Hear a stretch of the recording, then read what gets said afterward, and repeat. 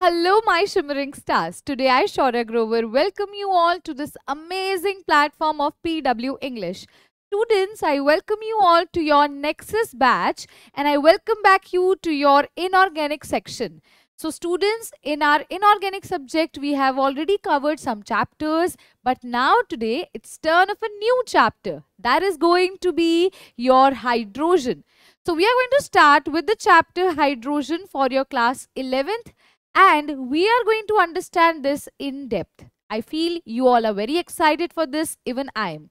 So students, let's proceed this class with a beautiful smile. Ma'am, how are we going to proceed about this chapter? What are we going to do in this chapter? Let's see that, students. First of all, we'll be understanding about the introduction part, okay?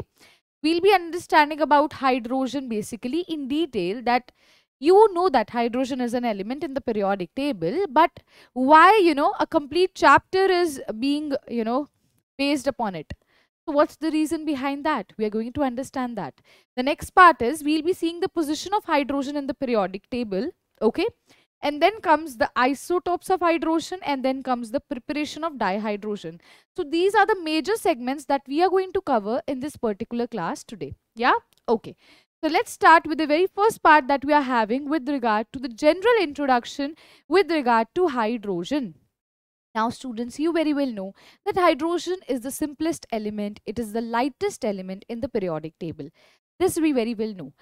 But if I have to move further about the occurrence of hydrogen, how do, hydrogen is being seen, either it is present in a free state or a combined state, let's discuss about that.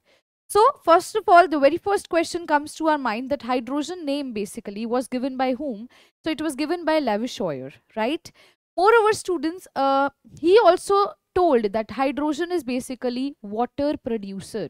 Okay, why he told that? Because if you'll see hydrogen and if you'll divide it into hydro and gen, so hydro words refers for water, okay, and gen refers for as producer. So it's basically referred as water producer. Clear? Moreover, students, hydrogen is the first element in the periodic table. If I'll show you the complete periodic table, you will get an idea about that as well, right? So this is a periodic table and hydrogen over here is assigned as the first position over here. It is the first element in the complete periodic table. Yes, you very well know. But now students, when you will be proceeding further to the topic of hydrogen, there is one, I would say there is one contradictory statement, and I would say there is a controversy with regard to hydrogen about its position. If you will see that hydrogen basically is placed above the alkali metals. Which are the alkali metals over here? They are basically lithium, sodium, potassium, rubidium, cesium, francium. These are the alkali metals. And hydrogen has been assigned a position above them. But students, hydrogen, can exhibit some same properties as that of whom? As that of your 17th group elements. That is fluorine, chlorine, bromine, iodine, right? That means it has the capacity to exhibit both the properties of alkali metals also. It shows similarities with alkali metals also. And it shows similarities with properties of, group number 17th element also. So now one question arises that why it is placed above alkali metals, not at above the halogen atoms. That means fluorine, chlorine, bromine and iodine. So this is what we are going to study in this today's session. Yeah. Okay, students, coming back over here. Now, if I have to represent hydrogen, you very well know it is represented by capital H. Now, there are isotopes of hydrogen. I will let you know what are that. Let's proceed further. First of all, I told you hydrogen is the first element in the periodic table. The next part I told you that the name was given by Lavoisier. He even told that it is a water producer, right? Hydrogen name itself says water producer because it is hydro and gen. Now, it occurs in the nature in the free state, students, as well as in the combined state. It can occur in both of the forms. Moving further, in free state, they are telling you that it is present in minute quantity, in a very less quantity, in air, in volcanic gases, in natural gas. Okay. Hydrogen, but in combined state, students, constitutes 15.4% of the Earth's crust and the oceans, right? So this is just for your knowledge sake that you should know exactly how are they present in the free state as well as in the combined state. Moving further, students, now as I've already told you that position of hydrogen basically is a question to each and every one of us, right? But ma'am, why are we saying that it should be, above the alkali metals, or it should be placed above the halogens? What are the similarities? We should know the resemblance, even we should know the dissimilarities. So let's see that what are the similarities that hydrogen is placed above alkali metals. What are the properties due to which it resembles the same that of alkali metal? Even we are going to see the properties. What are the properties that are seen same as that of halogen atoms with regard to halogen atoms? So let's start with that, students. So if you want to write over here for the position, it shows similarity with group number 1, that means with alkali metals, and with group number 17, that means with halogen atoms. Okay, that means with halogen group. That is the best thing, that if you will write over here, that means with halogen group. Okay. Okay, now if you want to write the alkali metals, you can even mention that is lithium, sodium, potassium, rubidium, cesium, and francium, right? If halogen, if you want to write, that is basically fluorine, chlorine, bromine, and iodine, right? So they are showing the similarities with both of them. Let's understand about the similarities in detail. Starting with the very first topic of ours, the important topic of ours, that is the resemblance with the alkali metals. Now, alkali metals refer to as your group number first metals, right? Now, if I'll talk over here, you have now only seen in the periodic table where does the group number 1 lies. It lies on the left hand side of the periodic table, right? Now let's start with the properties and the resemblance part. So the very first is basically the electronic configuration, everyone. Now if I'll ask you, hydrogen basically is represented like this, students. This is the representation of hydrogen. Before moving on to this part, I want you should know the representation of a particular element. If you are representing a particular element X, its atomic number is written at the base and the mass number is written at the top. Z basically represents your atomic number, and A basically represents your mass number. A basically is a sum of neutrons plus protons. Clear, everyone? And Z basically is equivalent to number of protons. If it is a neutral species, ma'am, so Z will be equivalent to number of protons, that will be equivalent to the number of electrons. So this is the basic things that you should know with regard to a representation of a certain element. Coming back to my hydrogen over here, we do represent it as like this. That means, ma'am, over here, if this one number is written at the base, this represents the Z and this represents its A. Now you very well know what is Z. Z is atomic number. That means atomic number of hydrogen is what? It is 1. And the mass number is also 1. Let's talk about the electronic configuration first of all. If I'll talk about hydrogen's electronic configuration, if its atomic number is 1, it is represented as 1s1. This is the electronic configuration of hydrogen.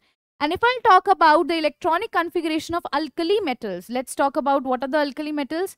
Lithium, sodium, potassium, rubidium, cesium. Yeah. So now we are going to take one by one example. If I'll talk about over here of lithium. Now hydrogen, helium, lithium. Lithium basically has an atomic number, what, ma'am? 3. So its electronic configuration is 1s2, 2s1. Always remember that the first shell will contain only 2 electrons. That means if I have to represent it, it is your first shell, it is your second shell. So the first shell holds 2 electrons and the second shell contains 1 electron.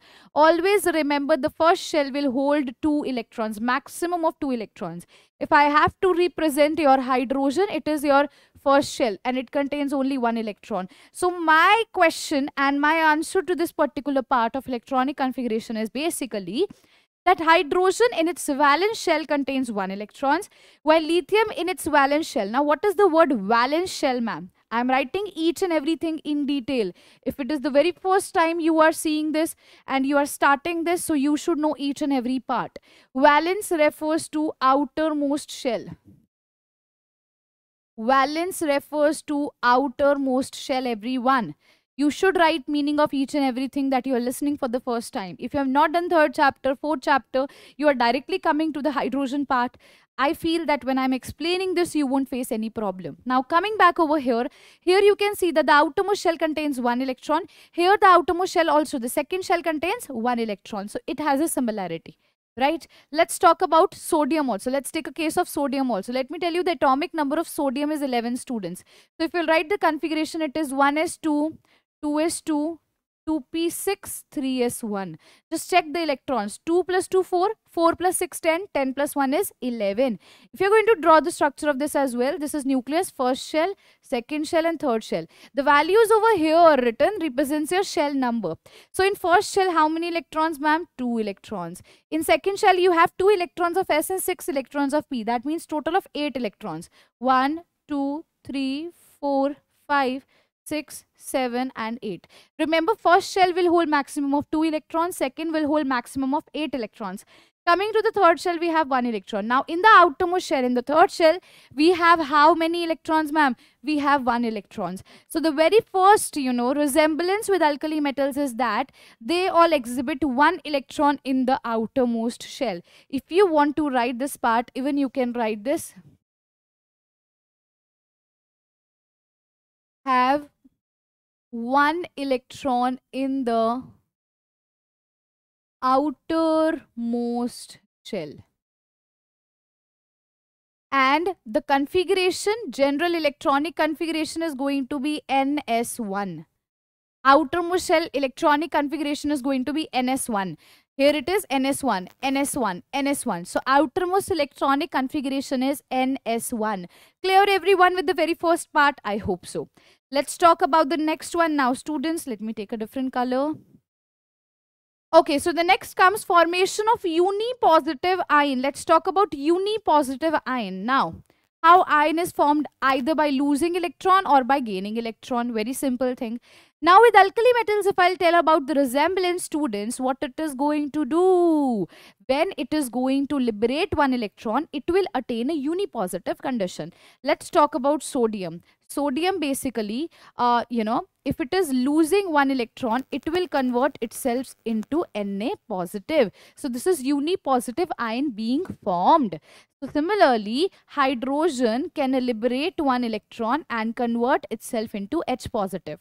If, for example, if something is liberating, an element is liberating 2 electrons, it will get plus 2 charge. If it is liberating 3 electrons, it will get plus 3 charge. If it is gaining electron, it will carry a negative charge. Remember, for example, if I am a neutral species, students, I have equal positive and equal negative charge. If my, I'm saying that electron is going apart, right? So I'll be left with positive, no? So this is what is saying. If 1 electron is being liberated, it will be left with 1 positive charge. If 1 electron is being gained, it will carry 1 negative charge. Clear? So yes, it shows the similarity with the formation of unipositive ions, such as sodium when liberates 1 electron forms Na positive. Similarly, hydrogen can form H positive. Clear everyone? That means it can lose 1 electron and form unipositive ion. Clear everyone? Now comes the formation of oxides, halides and sulfides. They can basically react with oxygen, with halogens and with, sulfur in order to form what? Oxides, halides and sulfides respectively. That means if I'll talk about the general part, they have an affinity, students, towards the non-metals. We'll do write this point as well, everyone. They have an affinity.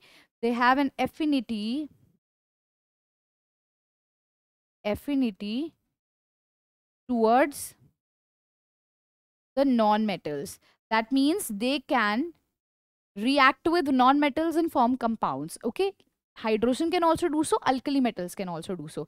Let's talk about sodium. Sodium is an alkali metal. It can react with an halogen, a non-metal, so it is NaCl being formed, right? Similarly, hydrogen can react with them and form a compound, that is HCl. So this is also one of the example that they have an affinity towards the non-metals. Clear, everyone? So there is one more resemblance. I'm moving on to the next slide. I want you people to write each and everything that is written on the board so that each and every basic is clear to you all. Yes, everyone? Okay, let's move on to the next part. Now comes that it also has a reducing character. Hydrogen resembles alkali metal. Why? Because alkali metal also has reducing nature. Even hydrogen do have that. So basically a reaction, if you want to write CuO plus H2, basically will form what? It will form Cu liberating water. So over here H2 has a reducing character. So this is also one of the resemblance that I would say that it shows with the alkali metals, right? Now let's see what are the resemblance that it exhibits with halogens. That means with group number 17. What are the resemblance? Let's talk about them. So group number 17 includes fluorine, chlorine, bromine, iodine. Yes, everyone? Okay. So the very first that we are starting comes out to be electronic configuration yet again. Now you will say, ma'am, in the previous case, we have seen that they have NS1 electronic configuration. But in halogens, we don't have that. So how are we going to explain with the help of electronic configuration point? Let me tell you. Basically, they require one electron in order to attain a stable configuration. So hydrogen also has this ability. Okay, if it require one electron, it will become stable. How? Let's see that. If I'm talking about fluorine, students, fluorine has an atomic number 9. So its configuration is 1s2, 2s2, 2p5. This is the electronic configuration. And if I'll talk about the outermost shell, this is second shell, outermost shell, it contains 7 electrons. In order to attain stability, one should have 8 electrons. Either it should complete octet or it should complete duplet. Right? In the case of hydrogen, helium, we are talking about duplet. But in other cases, we generally talk about what? The octet, right? So if it is 8 electrons, it will be stable. That means it requires 1 electron to become stable. To become stable, it requires 1 electron. Similarly, if you'll talk about hydrogen, that is 1s1. If I'll give it 1 electron, it will become 1s2. That means it also requires 1 electron to become stable. So the electronic configuration is same in that case, that both of them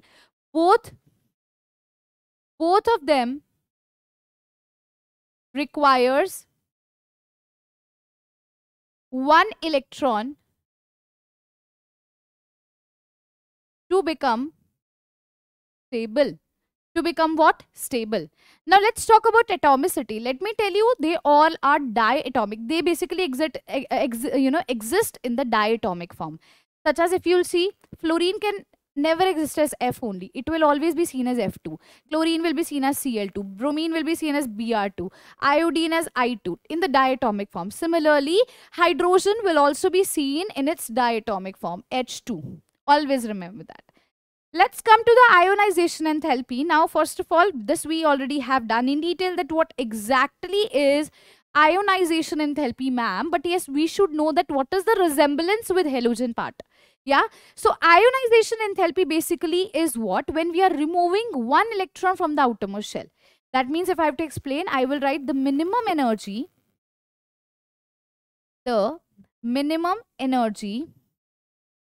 required in order to remove 1 electron from the outermost shell.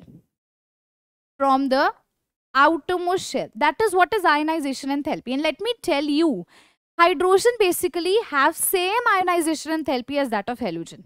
So hydrogen has same value of ionization enthalpy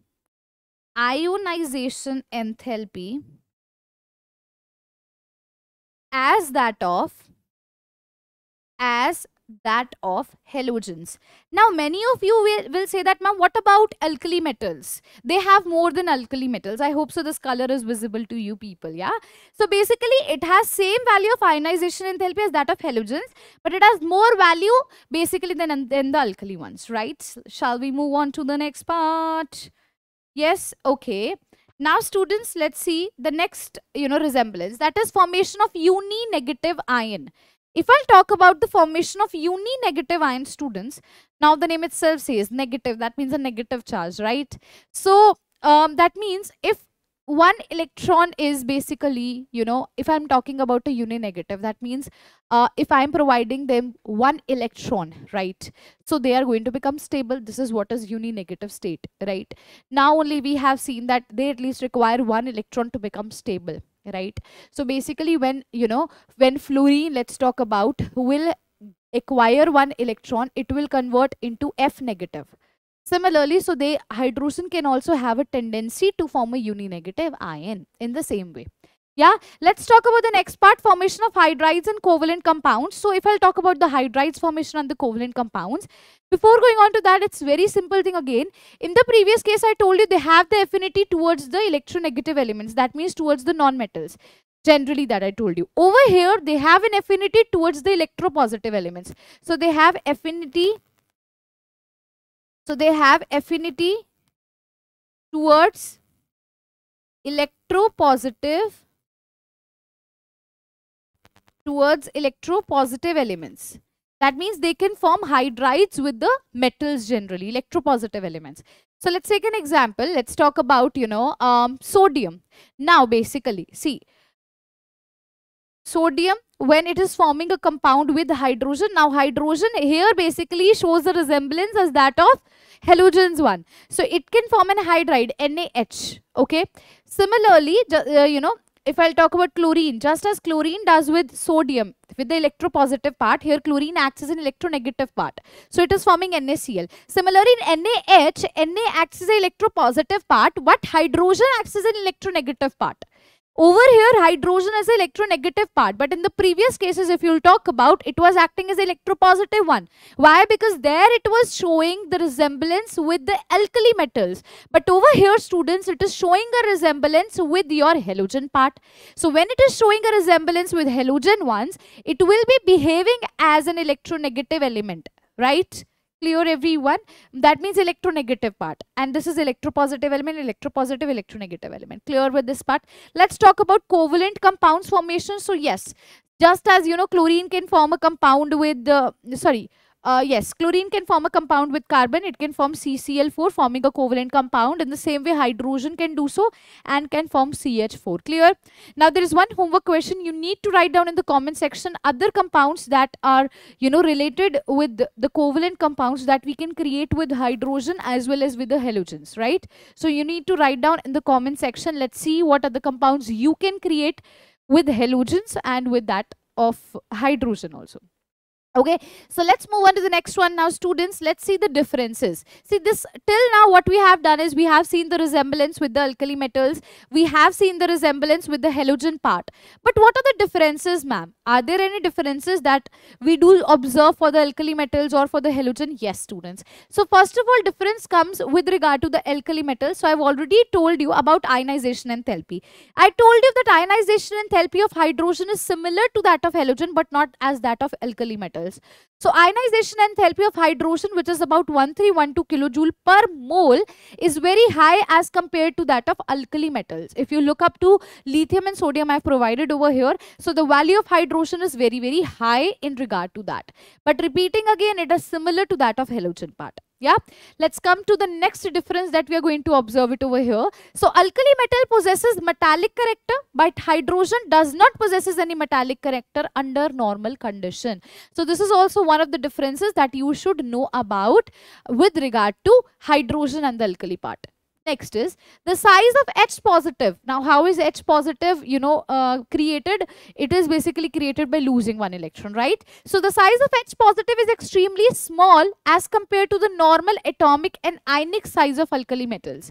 So this is also one of the dissimilarity, I would say, that we do observe, or the difference that we can say.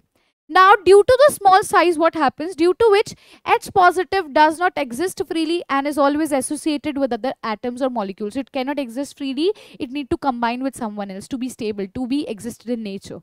Clear, everyone? So this is differences with regard to your, ma'am, alkali metals. I hope so, students, you are creating your notes. You are writing each and every concept over here. Let's see the next part. The next part is differences with halogens. Now with halogens, the reactivity of hydrogen is very low as compared to the halogen parts. Halogens are more reactive in comparison to the hydrogen. And the oxides of halogens are acidic, while that of hydrogen is neutral in nature. So do remember that, right? So this is also one of the dissimilarity that we talk about. Now let's talk about dihydrogen. What is dihydrogen, ma'am? Dihydrogen is H2. I already told you, hydrogen exists in the diatomic form, that means in the H2 form. So now I am going to read the occurrence part from the NCERT. As you remember, for the chapter classification of elements and periodic properties, and even for the chemical bonding chapter, we used to have some NCERT highlights, right? Now there are some things, students, in inorganic chemistry that yes, we need to read it from NCERT also. Because I have already told you that in inorganic chemistry, you require NCERT reading as well. Because direct lines, you may observe in the questions. So, but yes, that is also not easy. For once, if you're reading NCERT, and for the next time when you're reading, it's a huge difference. You will feel a lot of change in that. Yeah. So NCERT reading, keep it a habit of at least reading one topic daily that you are covering in the class. So now I'm going to read from NCERT the occurrence of dihydrogen. Basically, that means about H2. So let's talk over here. Dihydrogen is the most abundant element in the universe. That is about 70% of the total mass of the universe. Okay. And is the principal element in the solar atmosphere. The giant planets such as Jupiter and Saturn consist mostly of hydrogen. However, due to its light nature, it is much less abundant, that is 0.15% by mass, in the Earth's atmosphere. So you should know, for the general knowledge sake, about dihydrogen, at least what we are studying.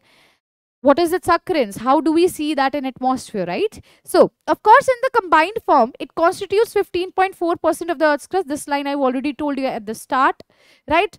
And the oceans. In the combined form, besides in water, it occurs in plants and animal tissues, carbohydrates, proteins, hydrides, right? Including hydrocarbons and many other compounds. Clear, everyone? Okay. Now students, let's talk about the isotopes of dihydrogen. Now there are 3 isotopes of dihydrogen that you're going to see. First of all, ma'am, what is isotopes? Let us understand what is isotopes. See, isotopes basically is the elements that have same atomic number but different mass number. So elements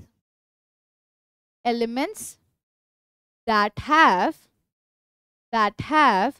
same atomic number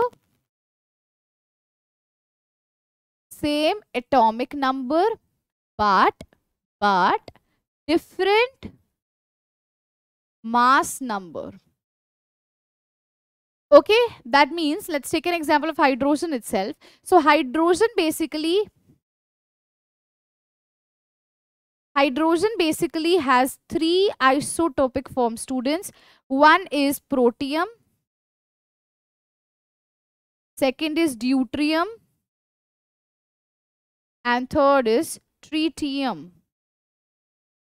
Clear, everyone? So protium basically is represented as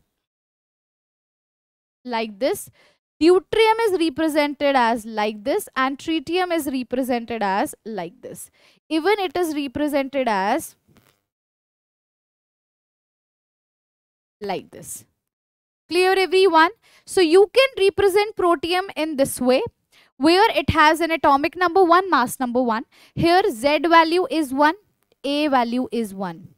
If you forget, forget this. So this is Z, this is A, right? Here Z is 1, atomic number is 1, but what about A? A is 2 over here. Over here, students, the Z is 1, but what about A? A is 3 over here. Yes? So now let's calculate electron, protons and neutrons over here. But before that, it is represented as H, right? It is represented as D. It is represented as tree. So basically, these are the isotopic forms. When the atomic number is same, it is 1, 1, 1. But the mass number is different, 1, 2 and 3. Getting my point, everyone? Let's talk about the calculation of electron, protons and neutrons. As you very well know, they all are neutral in nature. So the number of protons is equivalent to the number of electrons, right? Let's see this now.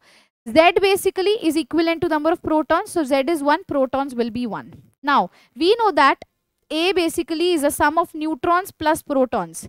Mass number is a sum of neutrons plus protons. If mass number is 1, protons is 1, what is neutrons? Neutrons is 1 minus 1, that is 0. That means for the protium part, we have 0 neutrons, 1 proton and 1 electron. And electron will also be equivalent to the number of protons. Why? Because it is a neutral species. What is a neutral? Something which carries no charge on it, right? Now, coming to deuterium part, Z is equivalent to number of protons is equivalent to number of electrons. If it is a neutral species, so it is 1. Let's talk about number of neutrons. So, atomic mass is equivalent to number of protons and neutrons sum. So, it is 2 is equivalent to neutrons plus proton is 1. So, neutrons comes out to be 2 minus 1, that is 1. That means in the case of deuterium, we basically have atomic number 1, mass number 2 and neutron value as 1. Let's talk about the case of tritium. So here Z is 1. It is equivalent to protons. It is equivalent to the number of electrons. Moreover, students, A basically is number of neutrons plus number of protons. If A value is 3, number of neutrons will be what? Protons is 1. So neutrons is 3 minus 1, that is 2. Right? Now let me tell you, see, we'll be understanding about protium in detail, but what about deuterium and tritium? Though I'm going to explain this also in detail, but yes, let's give you a general brief introduction about the, how they both are formed. So if I'll talk about deuterium, students, it is basically synthesized from D2O. It is synthesized from D2O. Deuterium is synthesized from D2O, just as we have water, no? In that case, instead of H, now we will be using D, because the hydrogen will be present in the isotopic form of deuterium. Got it? Now, I'm going to tell you about tritium. Tritium basically is synthesized, when I would say, for example, when the nuclei of nitrogen is bombarded with, neutron, we are going to get a tritium. I'm going to write the reaction, okay, when the nuclei is going to do the bombardment. So first of all, I want you people to write it down so that I can tell you how tritium is being found, right? Okay. Everyone, if you have written it, shall I write it over here only? It will be easy if I write at the top. Yeah. So see, I told you that tritium basically, it is synthesized by bombardment of nuclei of nitrogen with neutron. Now students, it's the very basic simple reaction that, for example, if we have nitrogen has an atomic number 7 and a mass number 14. When we bombard it with neutron, now neutron basically has, it is represented like this, okay? So when we do the bombardment, we do get a tritium over here. And we obtain carbon over here. See now, how to check whether the reaction is right or wrong. 14 plus 1 is 15. 3 plus 12 is 15. 7 plus 0 is 7. 1 plus 6 is 7. Right? So from here you will obtain your what? Tritium. Clear everyone? So this is also one of the reactions. Though we are going to understand them, all of them in detail. But yes, I want you people to do it once. Okay, you should know about it once because you are understanding what are the isotopic forms, right everyone? So just take a minute, students, write it down so that now we can start with the next part. Yeah? Okay, students, now there are some important key points with regard to the isotopic part. So the physical properties such as melting point, boiling point, enthalpy of fusion, enthalpy of vaporization, okay, are in the order that tritium will have the highest, then deuterium, then the hydrogen. Remember that. Next, the bond dissociation energy of D2 basically is more than that of H2. Okay, bond dissociation energy is basically that energy required in order to break a bond. Okay, clear? So these are the important key points that yes, you should know. Please everybody kindly note it down. Now students, we are going to proceed with the preparation of dihydrogen. That means with the preparation of H2 part. I would request each and every one of you to please kindly write it down so that we can move on to the next part. Done? Okay, that's great. Now this we have already done. So I am going to proceed further with the preparation of dihydrogen. Okay, now when I'm going to prepare dihydrogen, my very first method of preparation is reaction of metals with water. So the very first method of preparation is reaction of metals with water. Now it's the very simple basic reaction, students, that you should know, and I guess you all will answer also. For example, if I'm reacting sodium with water, what I'm going to form? Very simple, ma'am. NaOH will be formed and you will be liberating dihydrogen. So this is one of the methods to prepare dihydrogen. First method is reaction of metals with water. Let's take one example more of calcium. Now calcium, when reacts with water, it will form CaOH twice, liberating H2. Simple, easy reactions, right? Now these were the reaction of metals with water. Let's talk about the less reactive metals. When they react with water, what is going to happen? Now the next one is when less reactive metals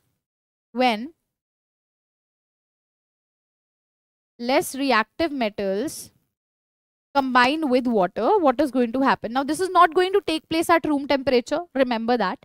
Let's take a general example. For example, if I have magnesium, now if it is reacting with water, it is going to form magnesium hydroxide, liberating water. Clear?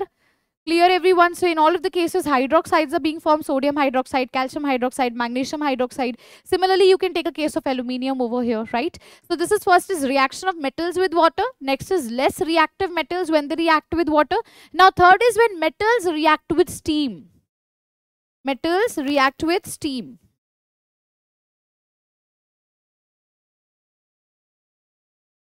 Metals reaction with steam, everyone. Now when I'm talking about with steam, let's take an example of iron. Iron, when it reacts with water in the gaseous forms, that means in the steam form, we are going to get what? We will get Fe3O4 liberating H2. We will get what? Fe3O4 liberating H2. So these are basically all the metal types that we have reacted with water. First is reaction of metals, then is less reactive, then metals when they react with steam part. Clear, everyone? So this was about that. Now let's talk about the reaction of metal hydrides with water. This was simple metals. Now we are going to talk about metal hydrides. I want you all to write each and every point in detail. Let's move on to the next part. Now comes the reaction of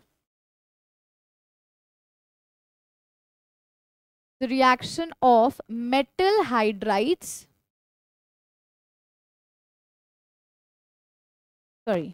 metal hydrides with water.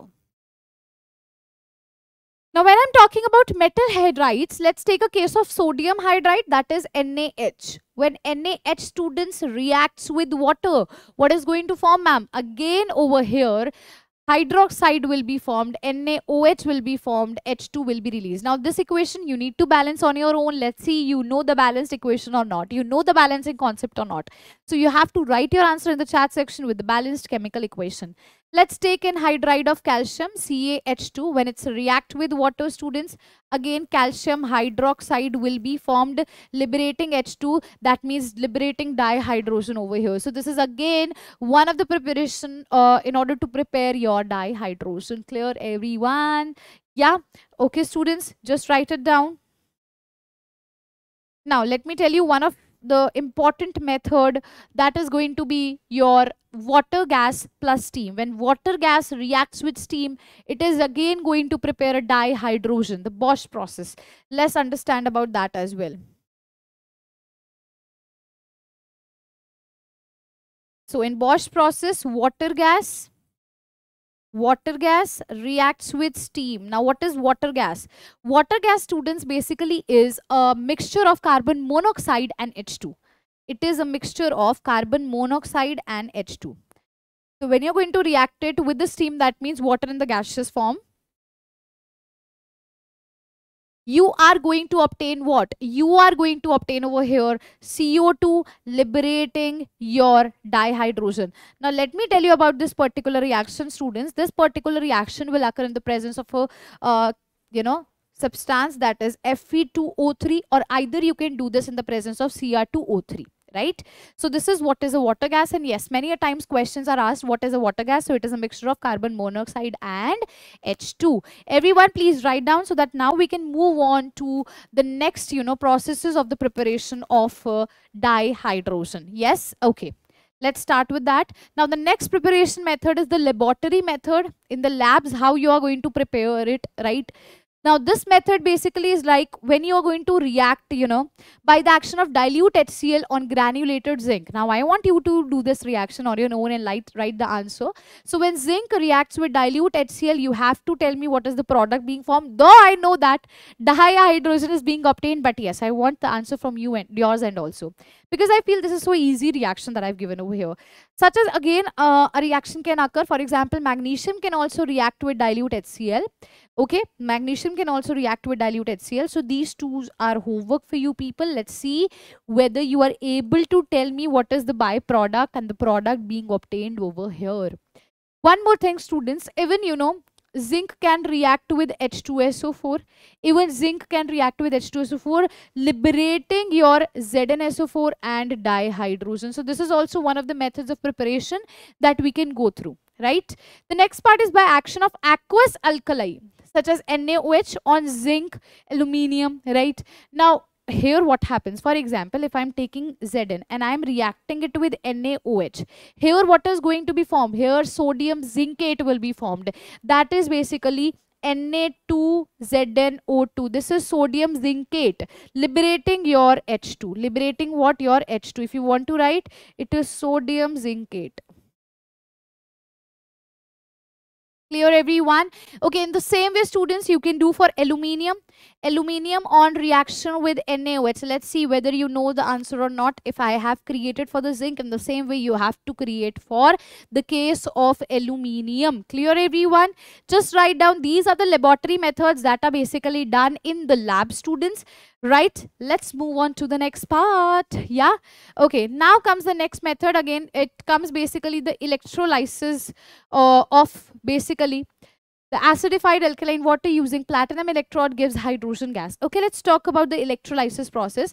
If I do the electrolysis of water, basically what will happen at cathode? Remember, at cathode dihydrogen is being produced. Dihydrogen is being produced, ma'am. What happens at cathode?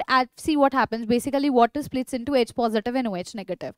So H positive basically, just gains one electron and it basically forms a H2, which is done at cathode. It is produced at cathode. So this thing also you should know about this as well, students.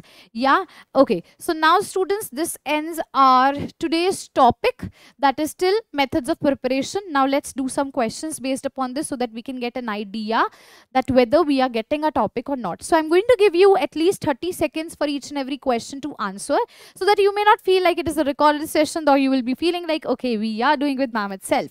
So the very first question is, hydrogen can be prepared by action of dilute H2SO4 on A, copper, B, iron, C is lead, while D is mercury. Let's see, students, whether you are able to answer this question or not.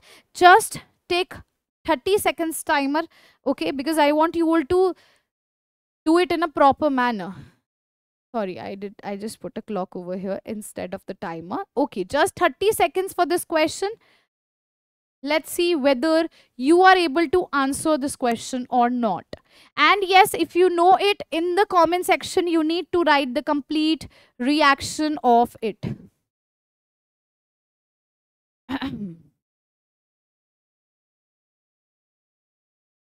Let's see who knows the answer.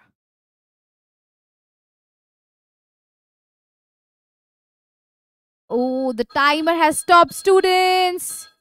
Yeah. So basically, let me tell you, hydrogen can only be prepared by the action of dilute H2SO4 from the following options with the help of iron. It cannot be done with the help of copper, lead and mercury. I want to know the reaction in the chat section, that whether you get the idea that how it is prepared or not. Yeah, just write your answer in the comment section with your name. And yes, I will be observing each and every student's answer. And if you feel like no ma'am, just tell us the explanation part, that why is it not possible, you can ask me. I will explain though in the next class. Your homework for this part is you have to write the reaction for this particular question. Let's move on to the next question. How many neutrons are present in the tritium nucleus? Again, this is so very easy. Now only we have done this part. So again, I feel 20 seconds are enough for this particular question. Yeah. So for the tritium nucleus, you need to tell me the number of neutrons. The number of neutrons in the tritium nucleus. Yeah, consider it as you are sitting in front of me and solve the question as per the time provided to you, students. Oh, the time is about to end, students. Yeah. Okay, let's see. Now in the tritium case, students, I have already told you basically it is like this, right? And here A value is 3, Z value is 1, which is equivalent to number of protons. So A is equivalent to neutrons plus protons. If A is 3, what will be neutrons? Neutrons comes out to be 3 minus 1, that is 2. So the answer for this particular question is option number A. Yes, everyone. Okay. Let's see the next question that we have for our today's class. So the next question is, the most reactive isotope of hydrogen is going to be what, ma'am? Again, 30 seconds for this question. They are asking you with regard to the reactivity part, everyone. Let's see whether you know this answer or not. Yes, students, let's hope for the best. 15 more seconds. 10 more seconds. The timer is about to stop. Either it's protium, deuterium or tritium. Yes, so the answer is protium, students. The most reactive isotope of hydrogen is going to be protium. Clear, everyone? Let's move on to the next question that we have. Okay, now this is one homework question for you, and this homework question you need to answer by reading the NCERT itself. Now you need to read NCERT also, no, students? So this is first homework question for your class. The question says that the process of producing syngas from coal is called what? Now you should try this by your own. If you're not able to do so, no need to worry. Homework questions will be discussed in the next lecture, so no need to worry about that as well. Yeah. Now moving on to the next question. This is your second homework question for today's class. So again, I'm telling that you have to read the NCERT, though I will be letting you know each and every question, each and every answer of homework, right? Semi-water gas is a mixture of what? Okay, clear, everyone? This is second homework question for your today's class. Let's see the next homework question. So the next homework question is third homework question, that nascent hydrogen consists of what? Now this is a question which is, given to boost your curiosity for the next class. Let me tell you, this is for particularly that time. Nascent hydrogen consists of what? Hydrogen ions in the excited state, hydrogen molecules with excess of energy, solvated protons, hydrogen atoms with excess energy. Let's see that. Now comes the next question, that is question number 4th as your homework. It is basically, which of the following pair will not produce dihydrogen gas? So you need to tell which of the following cannot do so. Clear, everyone? So now students, let's end our today's class over here. I hope so you enjoyed our today's session, and this was lecture number 1st with regard to hydrogen chapter. We'll be meeting in the next class with the next lecture of hydrogen chapter. Till then, you need to read the NCERT. You need to solve the questions so that we can proceed further with the next topic. Yeah. Thank you so much, my dear students. Have a good day. Keep smiling. Take care of yourself.